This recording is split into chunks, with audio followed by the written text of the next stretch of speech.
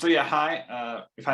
For those of you I haven't met, my name's Kyle. I am the principal engineer and owner of Spinnaker Design, which is a consulting firm specializing in IoT and embedded devices.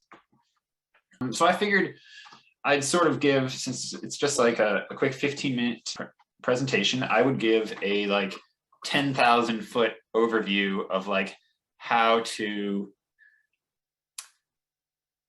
sort of build your hardware idea or build your hardware startup without losing your shorts and ending up with nothing. So yeah, that's what we're going to go over. So there's kind of three main points that I like to talk about. And if you actually listen to the podcast conversation that I had with Aaron, I go into especially the first one in a lot more detail. So I would encourage you to do that. But yeah, so the 3R is something I like to call designing for agility.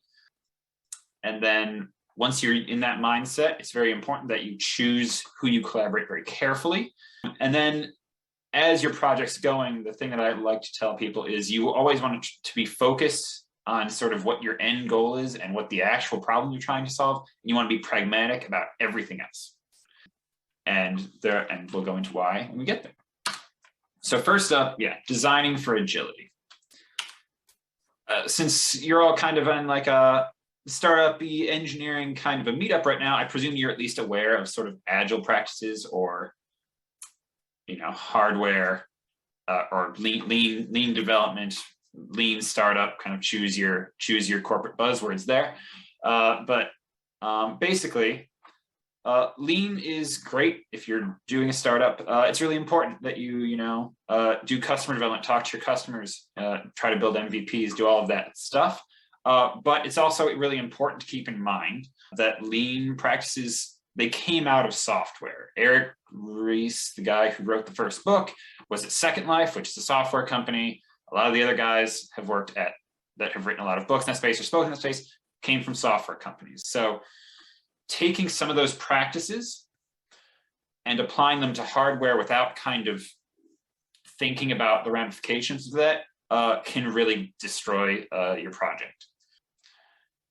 And I can go into examples shortly.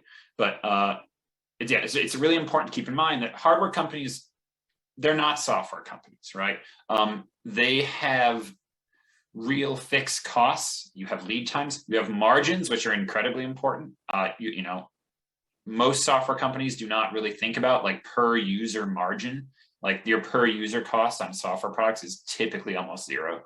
Most of your costs come elsewhere.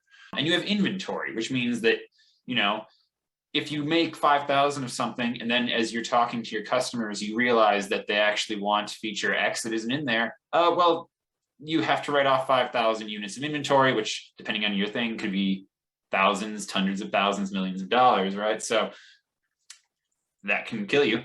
And it's also really easy if you're doing lean in hardware to come up with impossible things. It's sort of the Kickstarter problem, It's a smartwatch with an embedded 4K projector and it cures diabetes. And then you go on Kickstarter and you're like, and it'll cost $50. And you raise a couple $100,000. And that is A, not enough to develop a thing. And B, it will never cost $50. So you see this a lot. Like you go to CES, you go to, especially early days Kickstarter, all those, there's just all this like vaporware hardware that floats around where, yeah, you've definitely found like problem market fit, but that's not a thing that physics will allow us to build. So it doesn't really matter.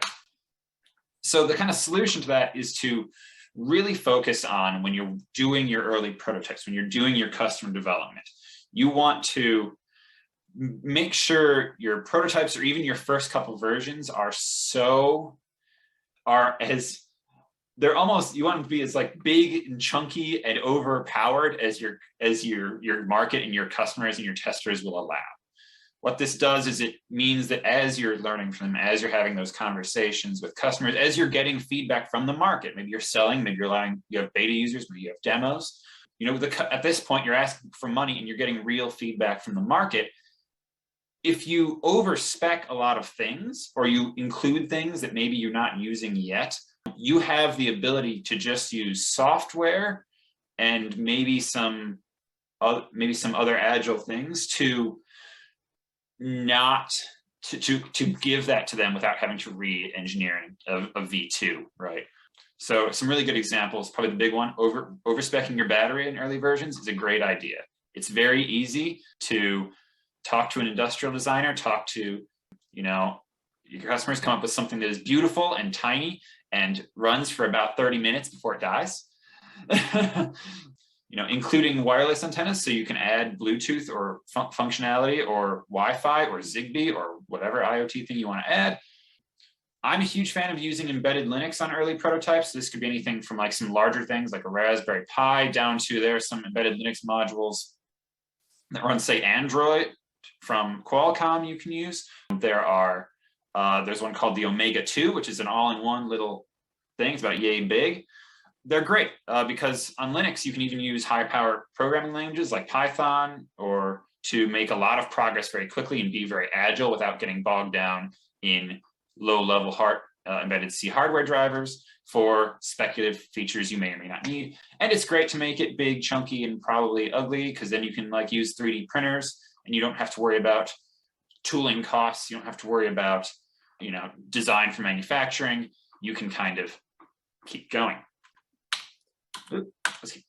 And then, so once you're kind of in that, it's really important that you choose your collaborators very carefully. And this I've seen a couple projects really get bogged down in this. Hardware is incredibly multidisciplinary. No matter how, it's very unlikely that you as an individual are going to be able to wear all of the hats needed to launch it, right? Even a very simple project, you're going to need someone who can do software, someone who can do hard electrical engineering, and someone who can do some form of mechanical engineering. It is possible that certain people can do more than one, but unless you are like a true polymath, you're going to need some help. And many firms you talk to, especially in a lot of tech places, they're used to working with very large firms who maybe that we're talking like V10 of the product that they're doing. So they know exactly what the spec is and they want to work off that spec. And that is great. But when you deal with, new products, you want to be agile, you want to be lean, you have limited budgets, a lot of those firms aren't really accustomed to doing that. So what you really want to do is you want to look for, whether we're talking business partners, consultants, service providers, advisors, that are really comfortable with that agile way of thinking and that lean way of thinking, right? If the first thing that they do is they want to create a very detailed spec of what your project is or a scope of work and work off that, let's say for 6 months, I have yet to work with an early stage company where the initial scope of work we come up with survives more than 3 weeks. Because as soon as they start going out and having their next set of customer interviews or their next set of, maybe we have a really rough prototype and they're showing it to people, things change. The market starts to inform you that, certain assumptions are wrong, and you want to be able to have that flexibility, right? Without immediately going back every time you want to make a change, you're going to go back into change request orders, rebudgeting, all this stuff. So you want to make sure you work with partners that are comfortable with that and that like to do that, rather than more your typical larger firm that maybe is more accustomed to working with someone like Microsoft, who Microsoft, by the time they're talking to a firm like that, has had business analysts fully spec out everything. They know exactly what they want, and they're looking at a 3-year timeline to launch it, right? And then the third point is that you really want to, throughout the entire process, you want to be focused, but you also want to be pragmatic. So a good example, so some of the problems I've seen is, as I kind of alluded to, you will likely be speaking with customers throughout the process, right? Hardware products take a while to develop. There's lead times, all this. So while all that's happening, presumably you're going to continue to do your entrepreneurial thing and meet with customers, try to line up customer meetings, beta users, early adopters, try to understand pricing more, all of that stuff. And so as you're having those conversations, you're going to want to change things. So it's really, changing things later in the process almost always means more money, right? And longer timelines. So what you really need to make sure that you do is you really want to front load that customer development in hardware even more than in software, because there are a lot of things you can't patch once you've shipped it. Anything, if mechanical or electrical, there's very hard to patch.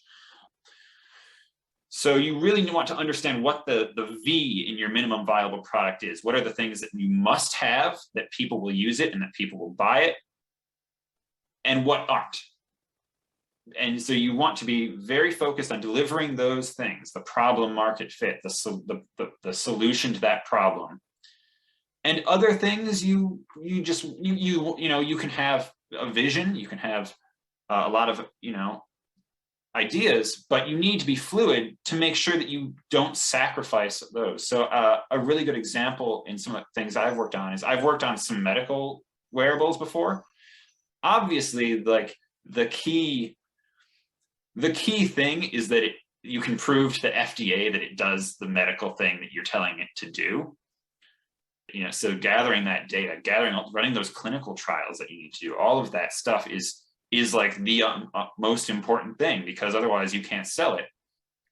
And I've seen a lot of projects get bogged down with aesthetics, with kind of other things, worried about, on the initial test mules, worrying about, is it small enough that, mounts nicely on your arm or on your wrist, as opposed to like, we can like we'll like tape the sensors on the place you want to potentially mount this thing, and we can put some extra hardware just elsewhere so people can wear it. You can actually get the data you need to prove to the FDA and to your investors that, this is going to be a real product. So yeah.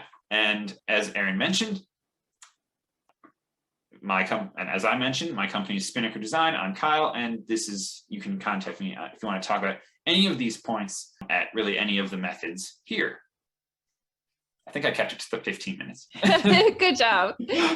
Can you, real quick, in case people aren't familiar with your kind of portfolio, you mentioned you work on medical devices. Can you just explain some of the industries and types of products that you've worked on? Sure. So within IoT, I've done a lot of things, everything from consumer electronics through and like a lot of wearables, medical and sports wearables, as well as smart home and light commercial and light industrial kind of IoT deployments. I'd say my areas of expertise are more in the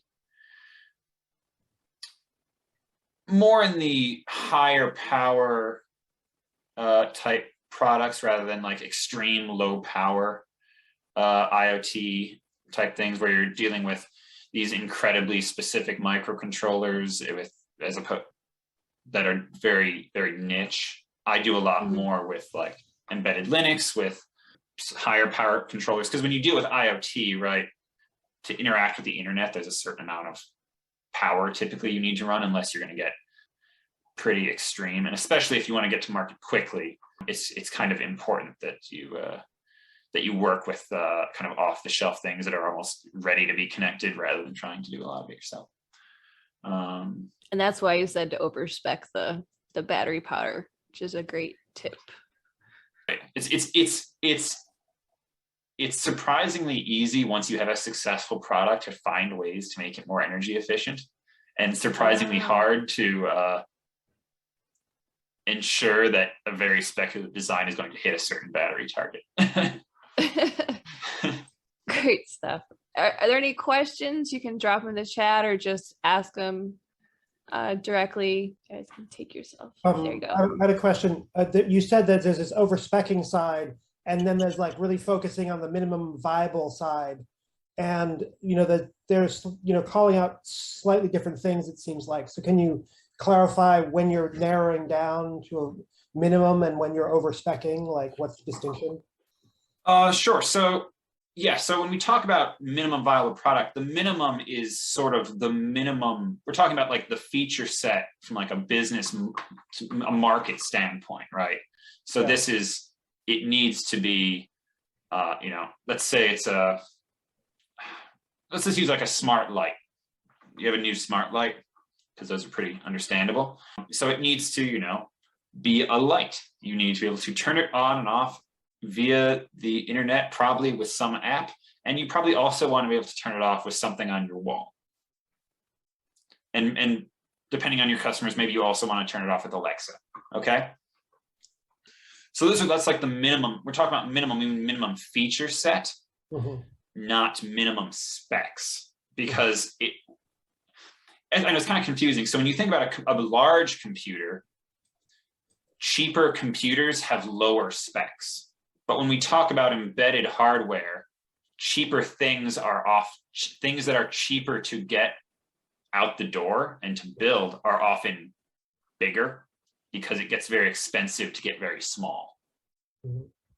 So having an over-spec'd battery very well would be the minimum from the business side, even though we're talking about like a maximum amount of power. Yeah.